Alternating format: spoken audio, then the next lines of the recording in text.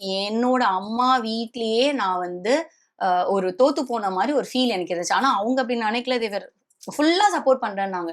ஹானஸ்ட்டா உண்மை சொல்லணும்னா, என் அம்மாவோட கார கூட நான் யூஸ் பண்ணல. நான் கேப்ல போனேன். அது எங்க அம்மாவுக்கு ஒரு விஷயமே அத திட்டுவாங்க. "நீ ஏன் இத பண்ற?" அப்படின்னுவாங்க.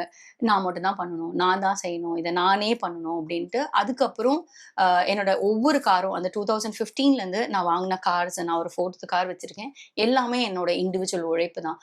நானே அதுக்கு அதுக்கு அந்த சிச்சுவேஷன் மேபி நான் அப்பாவோட ஹெல்ப், அம்மாவோட ஹெல்ப் எடுத்திருந்தேன்னா, நான் இவ்ளோ வேகமா வந்து நான் அச்சீவ் பண்ணியிருப்பேனான்னு தெரியாது. அதுதான் என்ன நெறைய யோசிக்க வச்சது. அம்மா ஃபுல் சப்போர்ட் பண்றேன். அப்பா, அம்மா கம்ப்ளீட்டா பண்றேன்ட்டாங்க. இல்லம்மா, I want to do this. நானே பண்றேன். நீங்க பயப்படாதீங்க. நான் பண்ணிருவேன் இத. ஆனா இவ்ளோ சீக்கிரம் பண்ணுவேன்னு நான் யோசிக்கல. அப்பதான் என்னோட வேல்யூ தெரிஞ்சது. என்னடா அது நான் அப்ப என்னோட பேசிக்கா ஒரு அ ரொம்ப பேசிக் ஸ்டாஃப்கே ₹10,000 குடுத்தேன். ஸோ அவங்க வந்து சேல்ஸ் மட்டும் பார்த்துப்பாங்க. அப்பதான் என்னோட ரெவென்யூ எனக்கு தெரிஞ்சது. ஐ அம் ஏர்னிங் மோர் தென் 1,00,000.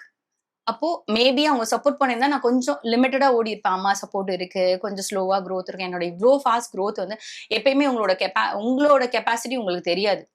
அதுதான். ஒரு எலிஃபண்ட்ட வந்து நீங்க ஒரு சின்ன கயிறுல கட்டி ஒரு சின்ன கம்பியில எல்லாருமே வச்சிருப்பாங்க. ஆனா, அதுக்கு ஸ்ட்ரென்த் இருக்கும். அத எடுத்துட்டு வந்துரும். ஆனா, அதோட பாகன் மேல வச்சிருக்க லவ்ல அது அங்கேயே தான் நிக்கும். ஒவ்வொரு ஃபீமேலுமே அப்படிதான்.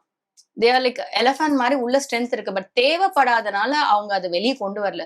பட் நம்மளோட ஸ்ட்ரென்த் தேவைப்படும்போது நம்ம காட்டணும். நமக்கே அப்ப தெரியும். "ஓய்! நீ இவ்ளோ வேல்யூவா?